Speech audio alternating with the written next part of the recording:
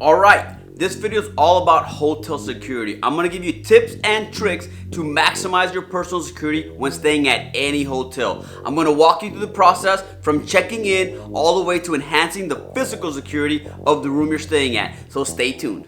Yeah, the other teams are moving in the background.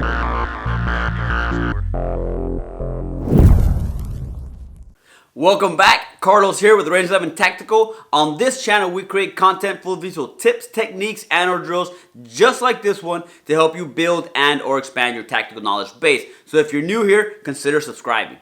Alright, so if you're like me, you take your personal security and that of your family very serious. You even go as far as enhancing your home security defenses to maximize your personal security. If you haven't seen that video, check it out.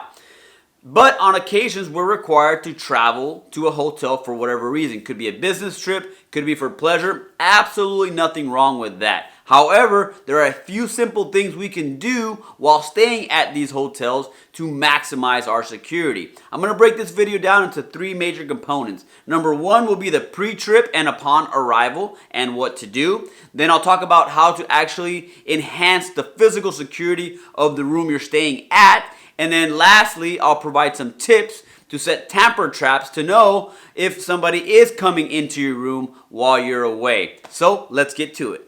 All right, so the first part is going to be the pre-trip or the pre-trip scout. What to do before you even get to the property. So the first thing I suggest is go online and do some research. Figure out if it's a high crime area, low crime area, and read some of the reviews about the property. What are people saying? Is the property safe? Are vehicles getting broken into? All that information is going to help you build a picture of that property and adjacent area to maximize your security.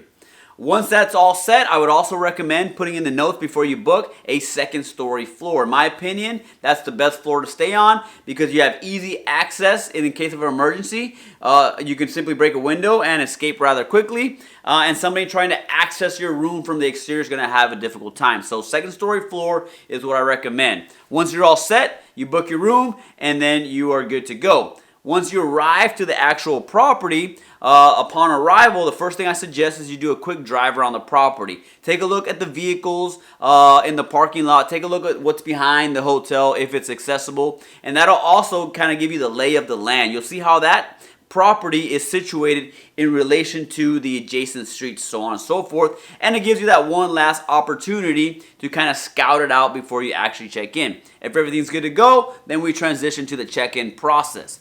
This is the key moment here. When you're actually checking in, just speak to the clerk. There's no need for you to yell your last name so that the guy at the lobby bar also knows your last name, because that information and simply observing what room you walked into can be easily socially engineered later in order to get a duplicate card for your room.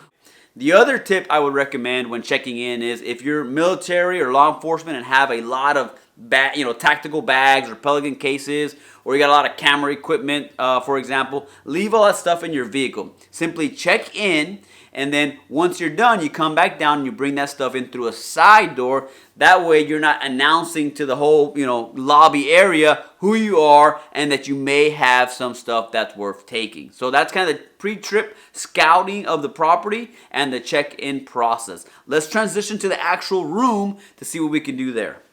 Okay, so you made it to your room. Couple things I do pretty much the second I get there. First is I grab the do not disturb sign and place it on the outside of the door. While this is just a buffer and there's no guarantee by me placing this on the door that it'll keep the hotel cleaning staff or whomever out of my room, but it does provide that extra layer and it provides uncertainty. Now they're not 100% sure if I'm in the room or not. So that's step number one.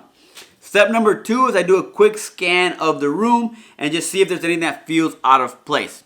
If everything is good to go, then my focus is on the door, right? That's going to be the major threat vulnerability when it comes to hotel room security. If you've picked that second floor room or higher, it's highly unlikely that somebody's going to try to target your room from the exterior. They're going to target the door to the room. So let's transition to the door. I'm going to explain some of the features of the door and give you guys some tips and tricks that we can do to maximize our security while inside the room. All right, so let's talk about the door, right? most hotel doors are going to come with three major components. Number one is the main locking mechanism and a deadbolt, so engage that. Number two, they're going to come with a secondary door catch. They come in different fashions, but engage that. This is going to address the fact that most of the hotel staff, if not all, have a card key to your room, so this kind of defeats that. And then lastly, they're going to come with an automatic door closure, right? So let's focus in on the deadbolt, and I'm going to give you guys some tips that we can do to kind of enhance this. Okay, so step number one is we need to address the locking mechanism or the deadbolt. While I definitely recommend that we engage the deadbolt, due to fire safety codes, this provides a very unique vulnerability. If this door handle is activated from within the room, it must disengage the deadbolt and open the door. So, as such, this is very different than the deadbolts at your house. The problem with this is, now with a very simple tool, somebody could reach in from the bottom of the door, position that tool over your door handle, and activate it from the outside, thus disengaging the deadbolt and opening the door. So in order to address this vulnerability, there's a simple tip that we can do. Simply grab a small washcloth from within the room, roll it up as such, and insert it into the door handle area. What this does now, it prevents that tool from being positioned onto the door handle area, thus addressing that vulnerability there. Okay, so we've addressed kind of the vulnerability there. Now the next step is we need to reinforce or fortify the door.